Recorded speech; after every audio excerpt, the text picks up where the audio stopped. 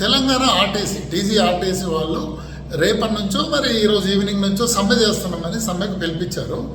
వాళ్ళ డిమాండ్లు ఏమున్నాయి, వాళ్ళు ఎందుకు సమ్మె చేస్తున్నారు, ఆ ముచ్చట తర్వాత చూసుకుందాము. ఫస్ట్ ఆర్టీసీ గురించి చూసుకుందాం. సొంత డిపోలు, సొంత బస్ స్టాండ్, తక్కువ రేటుకు డీజిల్, ప్రభుత్వ మద్దతు, ఇన్ని ఏళ్లలో ఇన్ని రకాల ప్రభుత్వాలు ప్రయత్నించినా ఆర్టీసీ లాభాల్లోకి రావట్లేదు. పబ్లిక్ పైసల్ని రక్తం తాగినట్టు తాగేస్తున్నాయి ప్రభుత్వ రంగ సంస్థలు. అందులో ఆర్టీసీ కూడా ఒకటి. నేను ఉద్యోగుల గురించి మాట్లాడలేదు, సంస్థ గురించి మాట్లాడుతున్నా. దాన్ని సరి అయిన సమయం ఇదే, దాన్ని ప్రైవేటైజ్ చేసేయాల. ప్రైవేటైజ్ చేస్తే జనాల్లో రెండు అనుమానాలు ఉన్నాయి. ఒకటి ఏంటంటే టికెట్ రేట్లు పెరుగుతాయని. మందు రేట్లు గవర్నమెంట్ కంట్రోల్ చేయగలిగింది, బస్ టికెట్ రేట్లు గవర్నమెంట్ కంట్రోల్ చేయలేదా?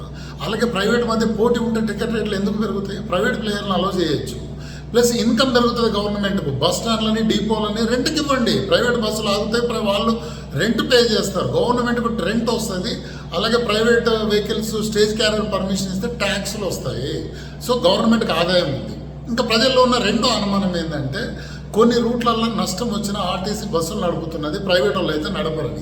నడపరు. అలాంటి రూట్లలో మినీ బస్సులు, 7 సీటర్ ఆటోలు కొనుక్కోవడానికి అక్కడ ఊళ్ళల్లో ఉన్న యూత్కు సాయం చేయాలి ప్రభుత్వం. అప్పుడేమవుతుంది? ఎంప్లాయ్మెంట్ క్రియేట్ అవుతుంది, ట్రాన్స్పోర్టేషన్ ప్రాబ్లం కూడా సాల్వ్ అవుతుంది. ఆర్టీసీని ప్రైవేటైజ్ చేస్తే మేబీ ఆర్టీసీ ఎంప్లాయీస్కు నష్టం ఉందేమో కానీ ప్రజలకు లాభం ఉంది, ప్రభుత్వానికి లాభం ఉంది. కొంచెం ఓట్ల బ్యాంకు దృష్టితో పక్కన పెట్టి, లేదంటే ప్రైవేట్ని ఒక భూతంలాగా చూసడం పక్కన పెట్టి, దీన్ని ఇప్పుడు ప్రైవేట్ పరం చేస్తే అందరికీ లాభం ఉంది.